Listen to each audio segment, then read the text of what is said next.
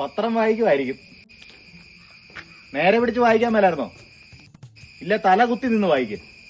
എഴുത്തും വായന അറിയത്തില്ലേലും അഹങ്കാരത്തിന് യാതൊരു കുറവുമില്ല. എന്നാടാ ഇവിടെ ഒരു ഒച്ചപ്പാട്? ഒന്നുമില്ല. ഇങ്ങനെ പഠിപ്പിച്ച നാരായണ സാർ എന്നെ എപ്പോ കണ്ടാലും പറയും ഹരിശ്രീ ഗണപതായ നമഹ എന്ന് എഴുതാൻ പറഞ്ഞപ്പോ ഹരിശ്രീ ഗണപതായ യമഹ എന്ന് എഴുതിയവനാ നിന്റെ തന്താന്ന്. തറാന്ന് എഴുതാൻ പറഞ്ഞപ്പോ പറാന്ന് എഴുതിയിട്ട് വറാന്ന് വായിക്കുന്ന മനുഷ്യനാണ്. ഇപ്പൊ ഇരുന്ന് പത്രം വായിക്കുന്നത് കണ്ടിട്ട് എന്നാ ഒരു ഗതികേടല്ലേ. ഇവനെ പോലെ ആകാതെ രണ്ടക്ഷരം നിനക്ക് പഠിക്കാൻ പാടില്ലായിരുന്നു. എങ്ങനെ പഠിക്കാനാ? മൂട് കീറി ഒരു നിക്കർ ഇട്ടുണ്ടോ ഞാൻ സ്കൂളിൽ പോയിക്കൊണ്ടിരുന്നത്. ഒരു നിക്കർ മേടിച്ചു തരാൻ പറഞ്ഞാൽ ഇങ്ങേരുടെ കയ്യിൽ കാശില്ല. അവസാനം ഞാൻ എങ്ങനെയാ 10ാം ക്ലാസ് പാസ്സായി. ആ മൂട് കീറിയ നിക്കർ ഇങ്ങേരുടെ മുഖത്തേക്ക് വലിച്ചെറിഞ്ഞിട്ട് അന്ന് ഞാൻ നാട് വിട്ടു പോയത്.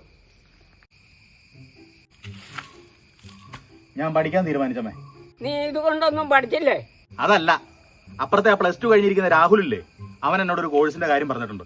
എന്നാ കോഴ്സ്? അതമ്മേ, നമ്മുടെ തൊടുപുഴ പ്രൈവറ്റ് ബസ് സ്റ്റാൻഡിന്റെ അടുത്ത് ഏക youth education and knowledge academy എന്ന് പറഞ്ഞൊരു ഇൻസ്റ്റിറ്റ്യൂഷൻ തുടങ്ങിയിട്ടുണ്ട്.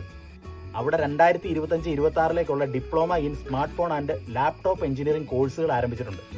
ഞാനും അവനും കൂടെ അവിടെ പോയി ചേരാമെന്ന് തീരുമാനിച്ചിരിക്കുക. എന്തോരം ജോലി സാധ്യതയാണെന്ന് അറിയാവോ അമ്മച്ചി? SSLC ജയിച്ചവർക്കും ഇനി +2 തോറ്റവർക്കാണെങ്കിലും ഈ കോഴ്സിൽ അപ്ലൈ ചെയ്ത് ജോലി മേടിക്കാം. ഇത് 100% പ്ലേസ്മെന്റ് അസിസ്റ്റന്റും ആണ്, അതുപോലെ തന്നെ ഗവൺമെന്റ് അപ്രൂവ്ഡും ആണ്. ഞാനിനി പ്രാക്ടിക്കൽ ക്ലാസ്സുകളും മറ്റുമായിട്ട് ഇനി അങ്ങോട്ട് ഭയങ്കര തിരക്കായിരിക്കും. എപ്പോഴും ഇങ്ങോട്ട് വലിഞ്ഞു കയറി വരാനൊന്നും പോണില്ല. എന്നാടാ കൊച്ചേ? അത് വേറൊന്നുമല്ല, അവിടെ പഠിക്കുന്നവർക്ക് അവർ ഹോസ്റ്റൽ സൗകര്യം നൽകുന്നുണ്ട്. പിന്നെ ഞാൻ തന്നെ അതിനെ എപ്പോഴും ഇങ്ങോട്ട് വലിഞ്ഞു കയറി വരുന്നേ ഇങ്ങനെ ചൊറിഞ്ഞ മോന്ത കാണാൻ വേണ്ടിട്ടോ. പിന്നെ ഇതിന്റെ അകത്തുള്ള ഒരു ഗുണം എന്നാണെന്നറിയാമോ അമ്മയ്ക്ക്? ഈ കോഴ്സ് പഠിച്ച് വിജയകരമായി പൂർത്തിയാക്കിയതിനു ശേഷം ഫീസ് അടച്ചാൽ മതി. അതൊരു ആശ്വാസമായി. എന്നാണേലും ഞങ്ങൾ പോയി ചേരാൻ തീരുമാനിച്ചു. ഞാനിപ്പോ വന്നത് അമ്മയുടെ അനുഗ്രഹം മേടിക്കാൻ വേണ്ടിട്ടാ.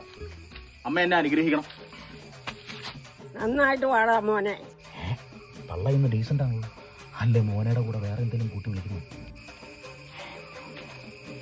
ജോലി കിട്ടിയിട്ട് എനിക്ക് ആദ്യം കിട്ടുന്ന ശമ്പളം ഞാൻ എന്റെ അമ്മയുടെ ഈ കൈകളിൽ വെച്ച് തരും. അപ്പൊ എനിക്കോ? നിങ്ങൾക്ക് ഞാൻ ഉണ്ട പുഴുങ്ങിയത് മേടിച്ചു തരും. ഒരു നിക്കർ പോലും മേടിച്ചു തരാത്ത തന്തായി. എന്റെ ഈ അമ്മച്ചി ആരാന്ന് നിങ്ങൾക്ക് അറിയാവോ? അപ്സരസ്. തനി തങ്കവാ, തനി തങ്കം. ഭൂമിദേവിയാ, ഭൂമിദേവി. എന്റെ ഈ അമ്മയുടെ മുഖത്തേക്കൊന്ന് നോക്ക്, എന്തൊരു ഓറയാ.